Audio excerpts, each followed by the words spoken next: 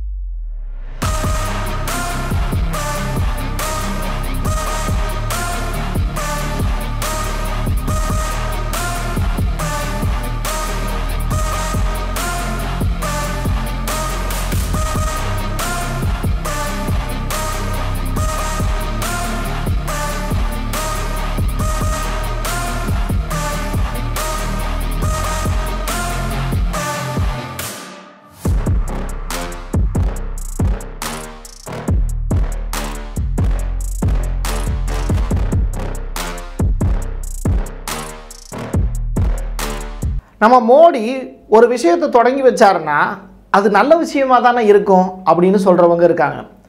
இந்த ஆளாக தொடங்கி வச்சாரு, அப்போ இதில் எவ்வளோ ஃப்ராடுத்தனம் இருக்கோ, லஞ்ச ஊழல் இருக்கோ அப்படின்னு சொல்கிறவங்க இன்னொரு பக்கம் இருக்காங்க.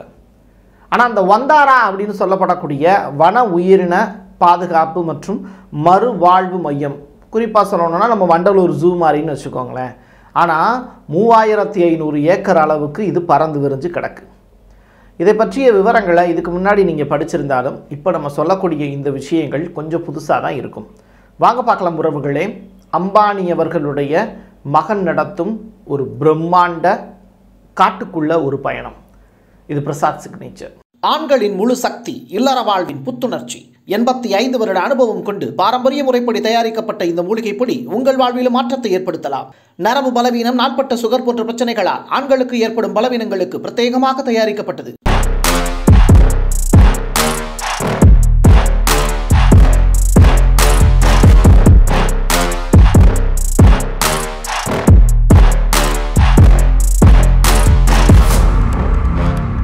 ரெண்டாயிரத்தி 20 தொடக்க காலகட்டத்தில் இருந்து உலகின் பல்வேறு இடங்களில் இருந்து வன விலங்குகள் மட்டுமல்ல, பறவைகளும் சேர்த்து நோய்வாய்ப்பட்டது, இறந்து போகும் தருவாயில் இருக்கிறது, பராமரிப்பு இல்லாத விலங்குகள், ரோட்டில் அடிபட்டு கிடக்கக்கூடிய விலங்குகள், வெவ்வேறு நாடுகளில் இருந்து பறந்து வந்து வாழ்விடம் இல்லாத பறவைகள், இது எல்லாத்தையும் பிடிச்சி கொண்டு வந்து எந்த இடத்துல அடைக்கிறாங்கன்னா, இந்த குஜராத்தில் ஜாம்நகர் அப்படிங்கிற இடத்துல இருக்கக்கூடிய 3500 ஏக்கர் பரப்பளவில் பறந்து விரிஞ்ச காட்டுக்குள்ளே கொண்டு வந்து அடைக்கிறாங்க. இது ஒரு திறந்த வெளிச்சிறை தான். ஆனால் நம்ம ஊரில் வன உயிரியல் பூங்காலாம், அண்ணா உயிரியல் பூங்கா இருக்குல்ல வண்டலூரில், அது மாதிரி இந்தியா முழுவதும் 150 வன உயிரினம் பூங்காக்கள் இருக்குது. அப்புறம் எதுக்கு தனியாருக்கு இதை தாரவாக்கணும் அப்படிங்கிற கேள்வி எல்லாருக்குள்ளேயும் இருக்கும். இன்றைக்கி 2025 மார்ச் 4ஆம் தேதி ஒரு பிரம்மாண்டமான இன்னாகுரேஷன் நடக்குது. அதில் மோடி அவர்கள் கலந்துக்கிறாங்க. அம்பானி அவர்களுடைய மகன் ஆனந்த் அம்பானி இப்போ தான் திருமணம்லாம் நடந்துச்சு, ரொம்ப பிரம்மாண்டமாக நடந்தது. 1% மட்டும்தான் தன்னுடைய சம்பாத்தியத்தில் திருமணத்துக்குன்னு செலவு பண்ணார். ஆனால் அதுவே பல கோடி ரூபாய், 1000 கோடி ரூபாய்க்கு மேலே செலவு பண்ணார்.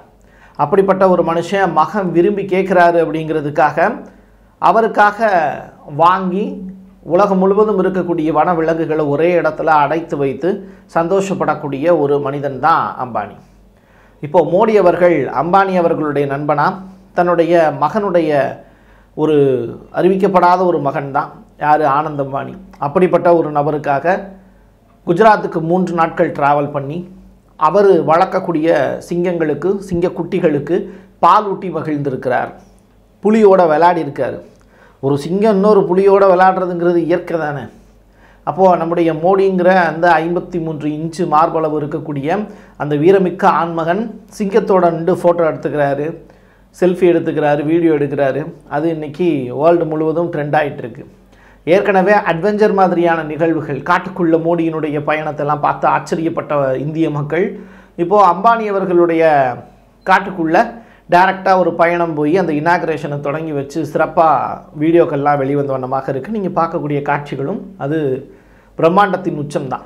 சரி, இந்த விலங்குகள் எல்லாத்தையும் எங்கிருந்து கொண்டு வந்தாங்க? 10 லட்சம் விலங்குகள் வந்து பறவைகள் அதுக்குள்ளே இருக்காம்ல அப்படின்னு சொல்கிறாங்க. 10 லட்சமா அப்படின்னு கேட்டால் இது 5 ஆண்டு கால உழைப்பு. கிற்காடுகளில் இருந்து கூட்டிகிட்டு வரப்பட்ட சிங்கங்களுக்கு வந்து நம்ம இந்தியா அரசு வந்து $350 மில்லியன் ஒதுக்கீடு பண்ணுச்சு. அதாவது 2927 கோடி ரூபாய் சிங்கங்களை பாதுகாக்கிறதுக்கு மட்டுமே சிறப்பாக செலவீடு. அப்போது இந்த வன விலங்குகளையும் பறவைகளையும் நோய்வாய்ப்பட்டு கிடக்கு, மறுவாழ்வு மையங்கிறாங்க. அப்போ இதுக்கெல்லாம் எவ்வளவு செலவாகும் அப்படிங்கிறத யோசிச்சு பார்க்கணும் நம்ம, இல்லையா? அப்போது இந்த விலங்குகளை எங்கிருந்து கொண்டு வந்தாங்க? இப்போ தனியார் வந்து அதை ஆரம்பிக்கிறதுக்கான லைசன்ஸ் வந்து சென்ட்ரல் கவர்மெண்ட் கொடுத்துட்டாங்க. ஓகே, அதனால் ஆனந்தமணி ஆரம்பிச்சிட்டார். இந்த விலங்குகள்லாம் எங்கேருந்து கொண்டு வந்தாங்கன்னா, நம்ம மெட்ராஸில் இருக்கக்கூடிய முதலைகள் பூங்கா பார்த்துருப்பீங்கன்னு நினைக்கிறேன், பாம்புகள் பண்ணை, அங்கே இருந்து பாம்புகள் அது மட்டுமல்ல முதலைகள் வந்து ஏகப்பட்டது ஒரு மரப்பெட்டிக்குள்ளே வச்சு குஜராத்துக்கு அனுப்பிச்சி வச்சாங்க. இது 2022 தொடக்க காலகட்டத்தில் நடந்தது. இது மாதிரி உலகம் முழுவதும் இருக்கக்கூடிய பல்வேறு இடங்கள்ல இருந்து, குறிப்பாக ஆப்பிரிக்காவில் இருந்து இந்த சிவிங்கி குட்டிகள், சிறுத்தை குட்டிகள், இது எல்லாத்தையும் கொண்டு வந்து இந்த திறந்த வெளிச்சிறையில் அடைச்சி வச்சுருந்தாங்க. அது மட்டுமல்ல, யானைகள் இருக்குல்ல, அது வந்து இலங்கையிலேருந்து கூட்டு வந்தாங்க. நிறையா 100க்கும் மேற்பட்ட யானைகள் வந்து இங்கே இலங்கையிலேருந்து தான் கூட்டு வரப்பட்டுச்சு. ஏன்னா இலங்கையில் வந்து பொருளாதார நெருக்கடி, அங்கே ஆசிய யானைகளை வளர்க்குறதுக்கான ஆள் இல்லை. காடுகளில் இருக்கக்கூடிய யானைகள் கூட இந்த பல்லுயிர் பெருக்கத்தின் அடிப்படையில் காடுகளை எல்லாத்தையுமே நம்ம அழிச்சிட்டோம். மனிதன் வாழ்வதற்கு தகுந்த இடமாகத்தான் காடுகளையே மாற்றிட்டோம். அப்போது காட்டுக்குள்ளே இருக்கக்கூடிய விலங்குகள் எல்லாம் நாட்டுக்குள்ளே ஓடி வர ஆரம்பிச்சிருச்சு. சிறுத்தை நாயை கவிக்கிட்டு போகக்கூடிய காட்சிகள்லாம் அரங்கேறுது. யானை வந்து வீட்டுக்குள்ளே வந்து குடும்பம் நடத்தக்கூடிய நிகழ்வுகள்லாம் அரங்கேறுது. அதுக்கு பாகுபலின்னு வைக்கிறோம், படையப்பான்னு வைக்கிறோம், அந்த சின்ன தம்பின்னு வைக்கிறோம், அது கும்கியாக மாற்றப்படுது அப்படின்னு வைக்கிறோம். கும்கியாக மாற்றின அந்த சின்ன தம்பி யானை மறுபடியும் தன்னுடைய சின்ன வயசில் பார்த்த யானையவே நேரடியாக சந்தித்து அதை அடக்குமா, இல்லை அதோடு சேர்ந்து அடங்கி விடும், மறுபடி காட்டுக்கு ஓடி போயிடுமாங்கிற மாதிரியான கதைகள்லாம் விடுறோம். இது எல்லாமே வந்து நம்ம ஊரில் தான் நடந்துக்கிட்டு இருக்கு. அப்போது இலங்கை மாதிரியான நாட்டில் வந்து பார்த்திங்கன்னா அங்கே வாழ்வதற்கு வழி இல்லாத காட்டு யானைகளை அப்படியே பிடிச்சிட்டு வராங்க, இந்த ஜாம்நகருக்கு கொண்டு வராங்க. அதுவும் இங்கே வரக்கூடிய யானைகள் நிறையா இது தந்தங்களோடு வருது. அப்போ தந்தங்கள் இல்லாத யானைகள் வந்து வளர்க்கணும் அப்படின்னு சொல்கிறாங்க தனியார். அப்போ தனியார் வளர்க்கக்கூடிய அந்த யானைகளுக்கு சிலது தந்தங்களும் முளைக்குது. அப்போது அது இறக்கும் போது அதை அப்படியே வந்து டிஸ்போஸ் பண்ணிடணும், அதனுடைய தந்தங்களை வெட்டி எடுக்கக்கூடாதுங்கிற மாதிரி ரூல்ஸ் இருக்குது. சரி, இப்படி இந்த மாதிரியான தனியார் நிறுவனங்கள் ஜாம்ஜகன் மாதிரி ஒரு பெரிய பிரம்மாண்ட வன உயிரியல் பூங்கா அமைக்கிறதுல என்ன பிரச்சனை? 150 உயிரியல் பூங்கா இருக்குது, 151 இருந்துட்டு போட்டுமே அப்படின்னு கேட்டால் அதில் என்ன இடத்துல சிக்கல் வருது அப்படின்னா, இங்கே நடத்தக்கூடிய ஆராய்ச்சி. இந்த ஆனந்தமானியினுடைய தாத்தா இருக்கார்ல, அவருடைய பேரை வச்சு அங்கே ரிசர்ச் சென்டர்லாம் வச்சுருக்காங்க. நம்ம இந்தியாவை பொறுத்தளவில் சவுத் ஆஃப்ரிக்காவில் இருந்து 8000 கிலோமீட்டர் ட்ராவல் பண்ணி 5 ஆண் என்றும் 3 பெண் சிறுத்தை குட்டிகள் வந்து வரவழைக்கப்பட்டுச்சு. அது தட்பவெட்ப சூழ்நிலை சரியில்லாததுனால செத்துப்போச்சு அப்படிங்கிற விவரம்லாம் நம்ம படிச்சிருந்தோம், பேசியிருந்தோம். அப்போது இங்கே ஜாம்நகரில் இருக்கக்கூடிய புதிதாக உருவாக்கப்பட்டு இருக்கக்கூடிய காடு இருக்குல்ல, இதில் மட்டும் அவங்க சந்தோஷமாக இருந்துருங்களா அப்படின்னு கேட்டால், விலங்குகளை ஒரு இடத்துல இருந்து இன்னொரு இடத்துக்கு டிரான்ஸ்ஃபர் பண்ணாலே அதனுடைய வாழ்விடம் பறிக்கப்பட்டதாக தான் அது நினைக்கும். புதியதொரு அட்மாஸ்பியரில் அது சந்தோஷமாக இருக்காது. இருந்தாலும் மனிதர்களுடைய சந்தோஷத்துக்காக அந்த உயிர்கள் இருந்தால் போதும், இப்படி ஒரு உயிரினம் இருந்தது அப்படின்னு நாளைக்கு பின்ன வந்து பாடப்புத்தகத்தில் யானைன்னு என்று ஒரு உயிரினம் இருந்தது அப்படின்னு படிக்கக்கூடிய காலங்கள் அடுத்து வரக்கூடிய காலங்களில் வரலாம். அப்படி ஒரு நிகழ்வு வந்துடக்கூடாதுங்கிறதுக்காக தான் இந்த மாதிரியான ப்ரைவேட் செக்டார் வந்து அந்த விலங்குகளை பாதுகாத்து அவங்களுடைய ஸ்டெம் செல்களை வந்து பாதுகாக்கிறதுக்கான வேலைகளை செய்கிறாங்க. அப்படி அந்த ரிசர்ச் சென்டர் வந்து இப்போ யானையினுடைய ஸ்டெம் செல்ஸ் இது எல்லாத்தையும் சேகரிக்கக்கூடிய வேலைகளையும் ஈடுபட்டிருக்காங்க அப்படிங்கிற செய்தி வெளியாகுது. இப்போ ஒரு 674 சிங்கங்களுக்கு, இந்தியா முழுவதும் இருக்கக்கூடிய சிங்கங்களுக்கு கிற்காடுகளில் 2927 கோடி ரூபாய் செலவு பண்ணுறாங்கன்னா 3500 ஏக்கர் பரப்பளவில் 10 லட்சம் விலங்குகள் மற்றும் பறவைகளை பராமரிக்கிறதுக்கு எவ்வளோ செலவாகும்? இது எல்லாத்தையுமே சீரும் சிறப்புமாக ஆனந்தமானி அவர்கள் எடுத்து நடத்திக்கிட்டு இருக்காங்க அப்படிங்கிற ஒரு செய்தி வெளியாகுது. இதுக்கு முன்னாடியே நம்முடைய அக்பரா காலத்திலேயே 16ஆம் நூற்றாண்டிலேயே ஒரே ஒரு அரண்மனையில் மட்டும் 1000க்கும் மேற்பட்ட சிறுத்தை குட்டிகள் இருந்ததாக வரலாறு சொல்லுது. அப்போது நம்ம இங்கே ஜாம்நகரில் ஏன் வந்து சிறுத்தை குட்டிகளை வளர்க்கக்கூடாது அப்படிங்கிற கேள்விகள் எழுது. இப்போ நீங்கள் துபாய், பக்ரைன் உள்ளிட்ட நாடுகள் எல்லாத்துலேயுமே அந்த நாட்டினுடைய அரசர்கள் சிறுத்தை குட்டிகளை வளர்த்துருக்காங்க. நம்ம ஊரில் இருக்கக்கூடிய பெரிய பிரச்சனையே இங்கே இருக்கக்கூடிய விலங்குகளுடைய வாழ்வாதாரம் பறிக்கப்படுது இல்லையா? வீடுகளில் தூங்கிட்டு இருக்கக்கூடிய நாயை அப்படியே சிறுத்தை கவ்விட்டு போகுது அப்படின்னா காட்டுக்குள்ளே அது சாப்பிட்றதுக்கான எந்த விதமான பொருட்களும் இல்லைங்கிறதுனால தான். அப்போது இங்கே உணவுச்சங்கிலியில் ஒரு பெரிய அடி ஒன்று விழுகுது. அப்போ அப்படி விழக்கூடிய அடியை ஈடுகட்டுறதுக்கு இந்த மாதிரியான வன உயிரின பூங்காக்களுடைய எண்ணிக்கை அதிகரிக்கணும். குறிப்பாக நம்ம ஊர் கோயில் யானைகள் இருக்குல்ல, அது நிறையா வந்து இப்போ ஜாம்நகருக்கு தான் போயிட்டுருக்குங்கிறாங்க. கூடிய விரைவில் தமிழ்நாட்டில் 43,000 கோயில்கள் இருக்குது. இதில் முக்கியமான கோயில்கள் எல்லாத்துலேயுமே யானைகள் இருக்குது. அந்த யானைகள் எல்லாமே ஜாம்நகருக்கு இடமாற்றம் செய்யப்படும் அப்படின்னு சொல்கிறாங்க. ஜால்ஃபின், ஜிம்மி அப்படிங்கிற மாதிரியான வரி குதிரைகளை பார்வையிடுவதற்கு பொதுமக்களுக்கு அங்கே அனுமதியும் கொடுக்கப்பட்டிருக்கு. காண்டாமிருகம், ஒட்டகச்சிவிங்கி உள்ளிட்ட வெளிநாடுகளிலிருந்து எடுத்துகிட்டு வரப்பட்ட அந்த விலங்குகளும் இப்போ ஜாம்நகரில் காட்சிப்படுத்திக்கிட்டு இருக்காங்க. தேவாங்கு உள்ளிட்ட விலங்குகளோடு வந்து மோடி அவர்கள் எடுத்துக்கிட்ட செல்ஃபி எல்லாமே இப்போ வைரலாக சுற்றிக்கிட்டு இருக்கு. இது எல்லாத்தையும் தாண்டி ஒடிசாவில் ஆமைகள் அதிக அளவில் முட்டை போட்டுக்கிட்டு இருக்கு. ஆமைகள் வந்து தாய் நிலத்தை தேடி வந்து தான் வந்து முட்டை போடும் அப்படிங்கிற வரலாற்று சிறப்பு மிக்க ஒரு விஷயம். அதனால தான் கடல் கடந்து தமிழர்கள் வந்து வணிகம் செஞ்ச இடங்கள் எல்லாமே ஆமையினுடைய நீரோட்டத்தின் அடிப்படையில் போய் கண்டுபிடிச்ச இடங்கள் எல்லாம் அந்த இடத்துல இன்னமும் தமிழ் பெயர்கள் இருக்குது அப்படின்னு சொல்லி கண்டுபிடிக்கிறாங்க. இன்னொரு புறம் இப்போ நம்ம ஊரில் நம்ம வீடுகளில் இருக்கக்கூடிய பெண்களுக்கு பழங்காலத்துலேருந்து ஒரு முறை இருக்குது.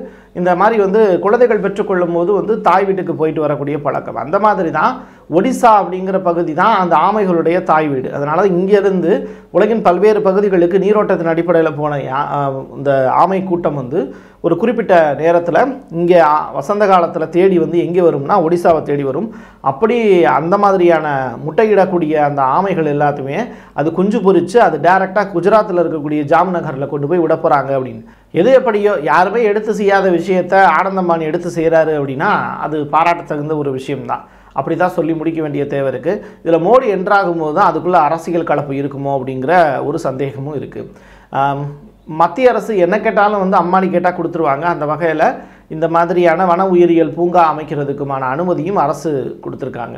இதை சிறப்பாக பண்ணணும். அதே நேரத்தில் இந்த ஸ்டெம் செல்ஸ் ஆராய்ச்சி, யானை தந்தம் உள்ளிட்ட விஷயங்கள், புலியினுடைய நகம் பெரிய அளவில் ஏற்றுமதி செய்யக்கூடிய விஷயங்கள், இந்த மாதிரி வியாபார உத்திகள் வந்து அந்த இடத்துல இருக்கும் அப்படின்னு சொல்கிறாங்க. அது தவிர்த்துக்கிட்டாங்க அப்படின்னா இந்த ப்ராஜெக்ட் வந்து ஒரு சூப்பரான ப்ராஜெக்டாக கருதப்படும். என் கையெழுத்து என் மக்களுக்கான உறவுகளே, மீண்டும் ஒரு பதிவில் சந்திக்கலாம். நன்றி, வணக்கம். நீங்கள் நம்ம சேனலுக்கு விளம்பரம் கொடுக்க விருப்பப்பட்டீங்கன்னா 9444935924 இந்த நம்பருக்கு கான்டாக்ட் பண்ணுங்கள். ஆண்களுக்கு சக்தியை அதிகரிக்கும் மூலிகைகளை தேர்ந்தெடுத்து நேர்த்தியான முறையில் தயாரிக்கப்பட்டது ஊட்டி நேச்சுரல் பவுடர். மூலிகைகளில் அனுபவம் கொண்ட டாக்டரால் உருவாக்கப்பட்டது. நேரில் வருபவர்களுக்கு மருத்துவ ஆலோசனை வழங்கப்படும். கொரியர் மூலமாகவும் பெற்றுக்கொள்ளலாம். தமிழ்நாட்டிற்குள் கேஷ் ஆன் டெலிவரி வசதியும் உண்டு.